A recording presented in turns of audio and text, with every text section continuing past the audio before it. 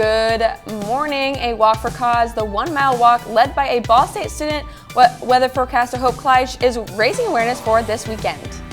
Plus, employee vaccine mandates when the Biden administration expects their policy to go into effect, and how some companies have already begun to implement it. And a rainy weekend ahead. Our weather team times out when you can expect that wet weather to come your way. Get the coffee ready and open those eyes because you're waking up with Cardinal weather.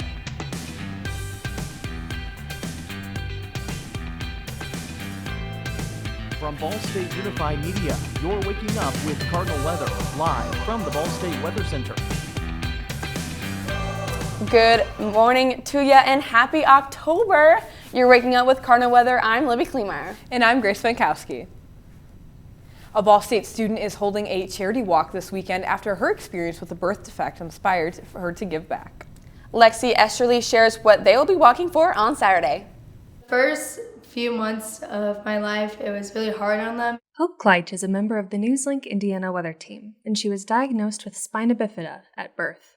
That's a condition that impacts up to 1,400 newborns each year, according to the CDC. Luckily for me, I had correction surgery right as I was born, and so they were able to correct it, and now I'm able to walk and not need any type of aid. Now Kleich is planning to give back by organizing a charity walk. It's part of Walk and Roll, a national event that happens each year to raise funds and awareness for spina bifida.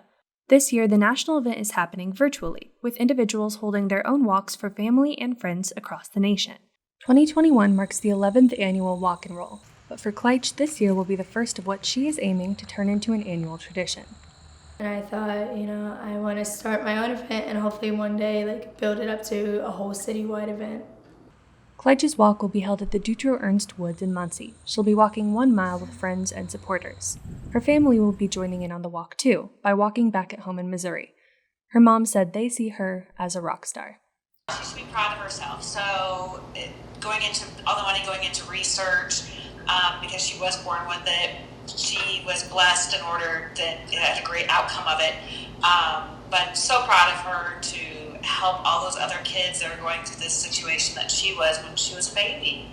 I let my differences affect me for part of my life, and then now I see that these kids struggle with medical bills or they struggle with how they think, how they look, and that I want to give back to them and do my part. Kleich said she hopes her walk will raise awareness and encourage people to donate. In Muncie, Lexi Esterly, NewsLink Indiana. Now that walk will kick off at 10 a.m. Saturday at the Dutro Ernst Woods. You don't need to pre-register to join in on the walk, and it's free and open to the public. You can also donate to the Spina Bifida Association at spinabifidassociation.org. Now we were talking earlier about the weather, how those warm weathers, and Saturday should be warm, but I've heard rain. Yeah, rumor has it. Ryan, what can you confirm for us? Yes, we are here. You did hear right. There's rain coming in the area this weekend. It's going to be with us for a while, starting tomorrow as well. But we'll get to more of that in our full forecast coming up. But first of all, we see that these temperatures not bad for this morning. 58 degrees in Indianapolis, 51 degrees in Kokomo. Fort Wayne is pretty chilly at 49 degrees and 56 degrees in Muncie at this hour. Now, you take a look at those temperatures as we go through the next 8 hours. You're going to see that it's going to warm up to the upper 70s. Now enjoy those because we're not going to see very much of that as we go through the next few weeks because changes are on the way. Now we're going to take a look at this radar. The changes I'm really referring to, which I'll explain more a little bit later, take a look at down here in Texas. We see these area disorganized showers or thunderstorms. That's going to be coming in our direction as we go through tomorrow and into next week. And it's going to stick around for a while. Now coming up, we're going to be talking about the sunny Friday. Enjoy it because it's the last really dry day we have for a while. We're also going to be tracking a wet start to October. And of course, like I said, with that, below average temperatures are going to be coming to our area as well. I have all those details coming up in a full forecast coming up. Thank you, Ryan. Long-term droughts are continuing in many parts of the West Coast. This past year has been one of the driest on record for many parts of California and Nevada. According to the U.S. Drought Monitor, many areas saw less than half of their normal levels of precipitation. Drought conditions have been expanding into southern states, specifically Oklahoma and Texas. More than 73% of Oklahoma is currently in a drought. That's up from just 40% last week. And as California faces that extreme drought, a group of high school students are trying to protect parts of their state's ecosystem. Liz Crow's explaining how they're using their classroom to save thousands of fish. Sixth period at Casa Grande High School in Petaluma likely looks a lot different than yours did. It certainly does for me. That's because these students are part of a one-of-a-kind fish hatchery program, learning firsthand about conservation. He's cleaning the side of the water line to make sure grime doesn't build up. Right over here, they're doing weight counts right now. Typically, these students care for steelhead trout from the Russian River, but because of extreme drought conditions this year, they've been called upon to do something different. They've taken in thousands of coho salmon that are at risk of extinction. And suddenly, the summer after COVID, Mr. Hubacher said, oh, the drought is so bad that these other hatcheries need help. Science teacher Dan Hubacher explained that usually the coho salmon are cared for at the hatchery at Lake Sonoma, but water temperatures got so hot there this year that they needed to find the fish a new home. Making a long story short, ultimately we ended up with fish from Mendocino County, from the Russian River itself, and also Santa Cruz. This hatchery opened in 1993, and this is the first time in the program's history that the students have been approached and asked to care for coho salmon. They're like so endangered, and I think being a part of that is like a once-in-a-lifetime opportunity. They need our help. They're extinct. They're part of the ecosystem. The hope is for the salmon to return sometime this fall to the hatchery at Lake Sonoma. Their time at Casa Grande High School, a short-term solution, but with a lot of impact. We are able to help out with the fish, but it also allows long-term looking at these young adults being able to step in. It gives them hope for the future too. And seeing that we can really make a difference, it's amazing. It's going to stay with us for the rest of our lives. In Petaluma, Liz Kreutz, ABC 7 News. People displaced by a wildfire near Denver, Colorado started to head home yesterday. The Ptarmigan fire started on Monday with more than 600 people evacuated after the fire first started. The fire has not seen any growth recently, but is still active. Rain throughout the week helped moderate the blaze. Officials are still investigating what started the wildfire. At last check, it was 0% contained. And Hurricane Sam is expected to travel northwest through the Atlantic this weekend. Now here's a look from inside the hurricane. According to the National Weather Service, Sam is expected to generate swells that will impact Puerto Rico and the Bahamas today. While the storm won't make landfall over the continental U.S., the swells are expected to reach the shore of the coastal plains this weekend. The NWS says that could cause life-threatening surf conditions in some areas. Sam was a Category 4 storm with winds up to 140 miles per hour. It has since weakened and is on the way to becoming a tropical depression. And moving on to another tropical storm, it's formed in the Atlantic. Victor is a little over 500 miles south of the Cape Verde Islands. It has sustained winds of up to 60 miles per hour. The National Hurricane Center says it could become a hurricane as soon as today. Victor is not expected to make landfall, but it is forecast to move northwest through the Atlantic cover the next week. The next tropical storm to develop will be named Wanda. After that, a completely new list of names will be introduced for the rest of the hurricane season. A volcano in Hawaii has erupted for the first time since May. The Kilauea volcano began spewing lava on Wednesday. Check out this time lapse of the eruption. Officials say people nearby on Hawaii's Big Islands are not currently in danger from the eruption. The volcanic activity is within the boundaries of Hawaii Volcanoes National Park. The eruptions could continue for months. Geologists are monitoring the volcano to see if it escalates. And an update to a story we brought you last week. Lava from a volcanic eruption in Spain has now reached the ocean. A volcano on the island of La Palma began erupting 10 days ago. The lava has been inching its way through residential neighborhoods since then. Now, as it hits the water, it's sending toxic fumes into the air. Officials have evacuated the immediate area and warned other residents to stay inside. A volcanologist says the results have been much more dangerous than what was expected. It was flowing toward the sea. It was burning banana plantations covered with plastic. And this plastic was burning and emitting huge, very dense, toxic clouds. And these clouds were much more dangerous than the expected hazard posed by these steam plumes. The island of La Palma has been declared a disaster zone. And just ahead, the NBA announcing a new vaccine policy. That's after your weather now.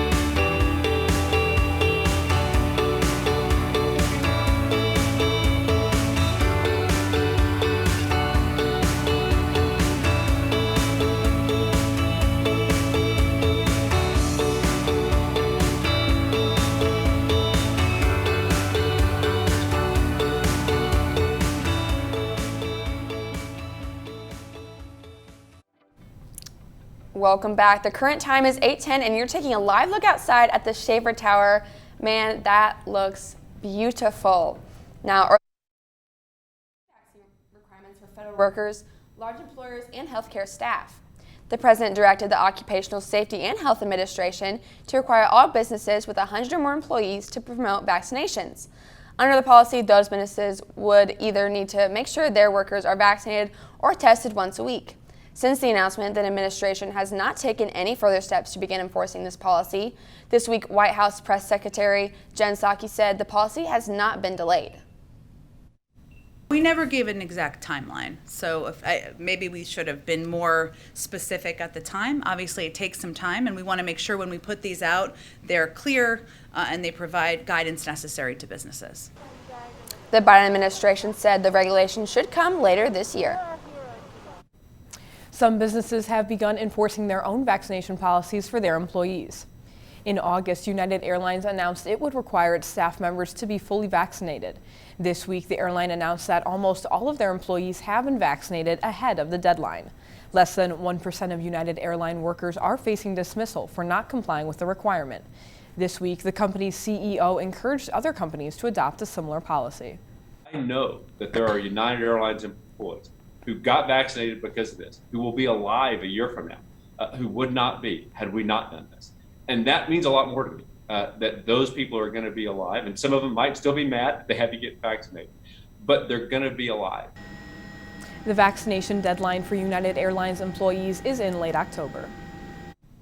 And the NBA is going to start withholding pay for unvaccinated players who miss games due to local vaccine mandates. That's according to an announcement from the executive president of the NBA this week. The league already issued a warning to the New York Knicks, Brooklyn Nets, and Golden State Warriors. It said vaccine protocols in those cities would prohibit unvaccinated players from playing in home games. The city's vaccination policies do not apply to players visiting from different areas. YouTube is cracking down on vaccine misinformation. This week, the company said it will remove videos that spread misinformation about any approved vaccine. That refers to COVID-19 vaccinations as well as other vaccines for other illnesses. Under the new policy, users who post most information will have their videos taken down. Each account will have 3 strikes in a 90-day period. The 3rd strike leads to users being permanently suspended. YouTube says it will allow content about vaccine trials and historical vaccination results. And shifting gears, we're talking national weather. I know that temperatures here have been a little bit on the warmer side of things, but I'm curious to see what it's like across the country. It's been a little rocky everywhere. Yeah. Exactly, yeah. Jack, what do you have for us? Well, you know, today's national highs that we have going on, we're starting a little cooler in some areas, like for example, in Billings, we're starting out at a interesting, we're looking at the highs there. Maybe if we hop back, there we go, that's a little better there. We have 37 out here at Billings, so starting out a little cooler today over here in Seattle. You can see we're at 54 as well. Now moving on to today's highs, looking pretty comfortable. I mean, Billings warms up to 75, so that's kind of nice for them. Cincinnati's sitting at a lovely 78, Kansas City 79. And then our actually high today is going to be over in Minneapolis at 81 degrees, so a little warm up north there. As we look at the radar today, kind of as Ryan was pointing out earlier about the weather maker down in Texas, the issue with that is next week it's actually going to move up. He's going to have more of that in his full forecast coming up as well. And then besides that, it's going to be pretty dry there. I mean, we got a little rain out here in Minnesota as well. And then we have current watches and warnings here. It's pretty quiet on the home front. There's not a lot to go talk about, but the main thing we have here is we have actually a frost advisory in North Dakota here and then in Wyoming. We saw earlier today that it's going to be a little chilly there. So, you know, we're just putting it out there. Make sure you cover the remaining flowers there, maybe some of the gourds that are coming up because it is October 1st there. Moving over here, we have an air quality alert in California due to those forest fires there, so it's going to be a little tough to breathe there. And then along the coast here, we're going to have gale wind warnings there. So I'm sure a lot of people aren't going to try and swim up there, but don't do it. It's not going to be fun to do today. And then tomorrow's highs, we're going to be having 61 in Seattle, 73 in Billings, and then Cincinnati's actually going to be at 78 there. So it's going to be a nice weekend temperature-wise. Sounds great. Still a little rocky everywhere. I mean, what can I say? Crazy. Thank you so much, Jack. No problem. Now in just a moment, how software from NASA will help shorten flight times. That's after the break.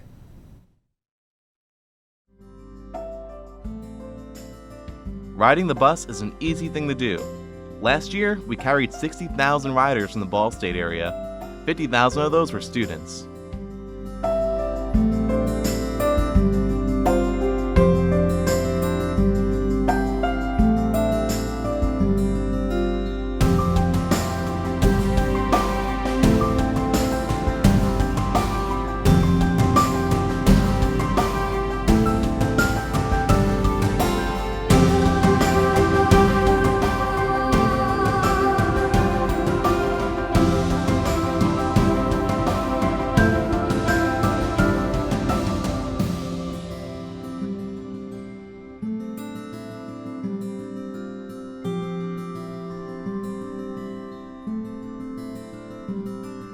Anywhere you want to go, Mitts will take you there. Welcome back. The current time is 8:17 and you're taking a live look outside of campus. Now it's looking beautiful, but before we talk more about that weather, we're going to get into some more stories today. NASA technology is going to help make sure flights are on time. The Federal Aviation Administration is going to start using software from NASA at more than 20 airports. That includes the Atlanta Airport, Washington's Reagan National Airport, and New York's Kennedy and LaGuardia airports. The software helps determine the best time for departing flights to push back from the gate for takeoff. Not only will it help planes save time, but they'll also save fuel too. The FAA estimates shorter taxi times will help cut fuel consumption by 7 million gallons each year. And the FAA has ended its safety investigation into Richard Branson's voyage to space this summer.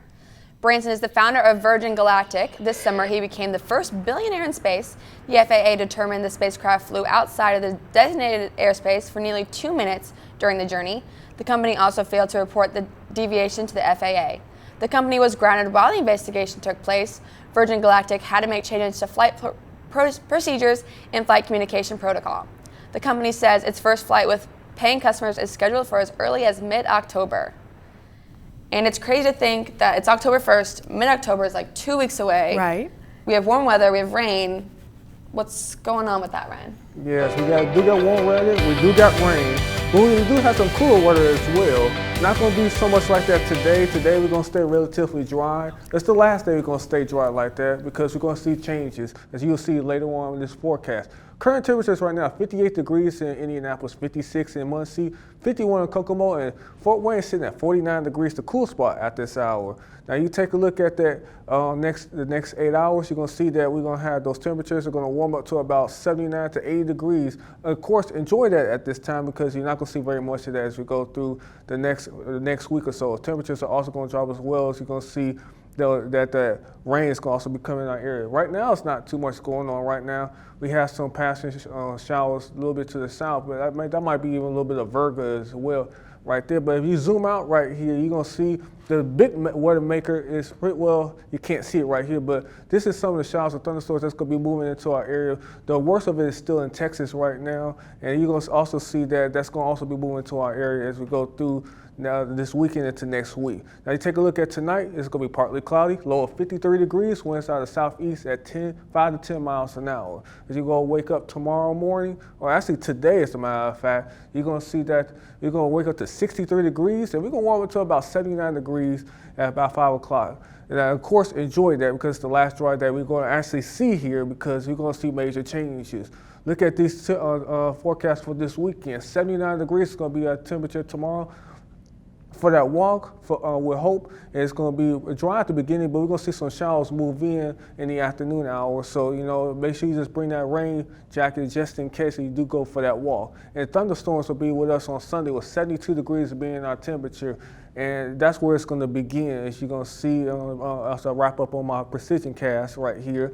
You're going to see that we're going to see those showers that you see out west moving into our area on tomorrow morning, and then we're going to actually see that in the afternoon gradually moving to our area. They're going to be spotty at times, but we're also going to see that at times it's going to be pretty heavy. So again, today is going to be the last day. You're going to see it's going to be warm like that, so keep that in mind as you go out today. You're going to see that here in this 5-day chart. We're going to pretty much see rain throughout most of this week. It's going to be a much greater chance this weekend.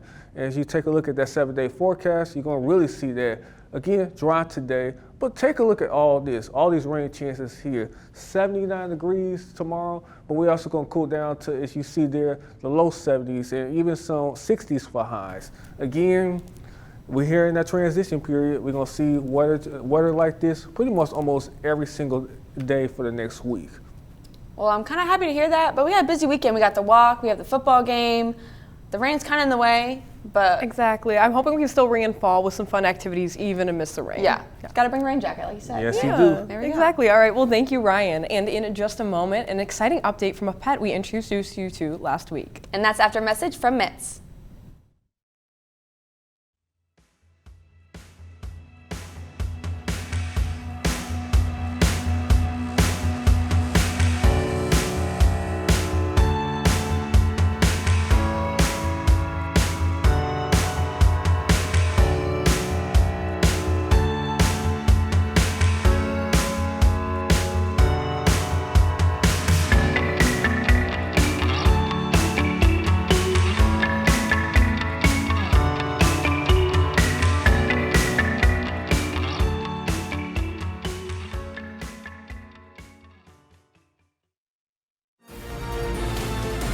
From the heart of Ball State to the heart of your community, NewsLink Indiana brings you local and state news you care about. We pride ourselves with giving you the most reliable news coverage, stories that affect you, linking you to the community each night on air and online. NewsLink Indiana, bringing news to the heart of your community.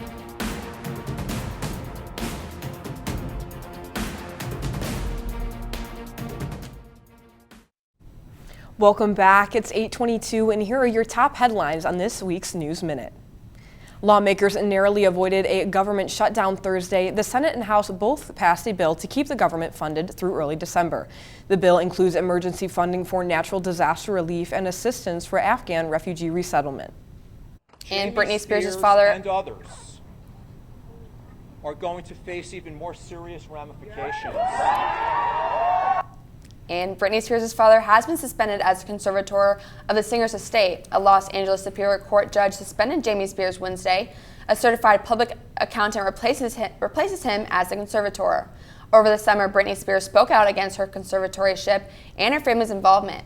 Jamie Spears has maintained he has always acted in his daughter's best interest. Stop,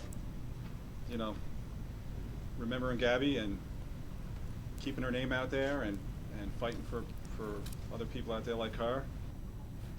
Gabby Petito's family is trying to keep her memory alive. The parents and step-parents using tattoos with Gabby's own designs to honor their daughter. The family announced a new foundation this week named after Gabby. They say its goal is to help other families who have suffered similar tragedies. And some exciting update this morning. Last week, we introduced you to Needy, an elderly cat looking for a home. Well, good news. This week, Needy was finally adopted. A little bit of a backstory. She is 10 years young and absolutely loves being pet. Although she has vision issues because of a detached retina, that doesn't stop her from getting as many chin scratches as possible. Her lifelong owner unfortunately passed away, but now she's in the loving hands of her new owner. If you're interested in adopting other pets, you can go to the Muncie Animal Care's website at citymuncie.com. We'll introduce you to another pet next week on Adopt a Paw. And even though fall has started, it has been hot this week. So what determines when fall starts and how does that impact our weather? Well, Ryan Hill is breaking down the science of seasons. Good morning, Cardinals. I'm Cardinal weather forecaster Ryan Hill, and we're breaking down the science of seasons. Figured we'd do that because we just passed fall this past week, and we wanted to know, what does that mean for all of us? What's the deal with the change of seasons? What happens during fall? So let's break it down. Well, it has everything to do with not necessarily the position or distance from the sun, perihelion, aphelion, big words. Those aren't important to us. What's important to us now, as we cross the board here, are the positions our side of the planet are at when it comes to this angle right here. We're tilted, the Earth is tilted rather, at 23.5 degrees at the pole towards the sun and kind of relative to the sun. So when it comes to where we're at right now, that tilt is really not so much of anything. It's because the Earth, think of a spinning top. Right now, we're in that spinning top position where the sun's rays are directly at the equator, or the line drawn roughly through this middle point right here. And when we reach that point, we call it the equinox because there's an equal amount of sunlight received at all of these areas here, except for the equator. You get a little bit more, you get more there. It's an equal time of sunlight, but we've seen a decrease in sun time due to the fact that you've got the sun angled more away from us here in central Indiana, or the Muncie area to be specific. As we cross from fall into winter, that gets less and less. So, what does that mean for us in fall? Well, we start to see cool fronts dip a little bit farther south because as we see less sunlight on the northern hemisphere, that affects how air rises in this particular area of the planet Earth. So as we drop that amount of sunlight, all that warmth and convergence and everything, it changes where fronts and cold air go. And that affected our weather last week. For example, we had a pretty beefy storm system cross through our area, delivering some pretty heavy rain and some really chilly temperatures versus what we were at before. 79 to about 54, 5, something like that. Just imagine how crazy the weather can be as we switch seasons, and it's almost like a switch. But anyway, what does that mean for us here? It's a huge deal when it comes to that change in weather patterns because we start to swap highs with a little bit more lows and fronts as the air cools, and that sets the stage for winter as we get those more aggressive systems. And that also affects fall colors, which I am going to actually talk about next week. So, two great big things for us here in Indiana, the fall colors and what kind of sensible weather happens during the fall once we drop that amount of sunlight and as we get the sun to hit the equator. That's it for this week. Back to you guys over at the desk. Thank you, Ryan. And speaking of all those seasons, it's time to start booking holiday travel. Yeah, Expedia released its holiday travel forecast for people planning to travel during Christmas or Thanksgiving. The travel website says popular destinations this year include beaches in Mexico and mountains in Utah and Colorado. Expedia says flexibility is key when it comes to holiday travel. They say avoid flying the Wednesday before Thanksgiving, December 23rd and December 28th. According to the travel company, those dates are the most expensive to travel. And tossing it over to Ryan to see what we're going to see, huh? Well, we're actually going to see one more dry day, and then the rain is going to move in after that. The temperatures are also going to drop as well, and we see temperatures only in the low 70s, even 60s on Tuesday. Awesome. A wet week for us. It's right here. Oh, well. We'll get through it. Yes, we will. That's all for Cardinal Weather this morning. Thank you so much for joining us. We'll see you next Friday. Have a great rest of your day, a fantastic weekend, and an awesome start to your October.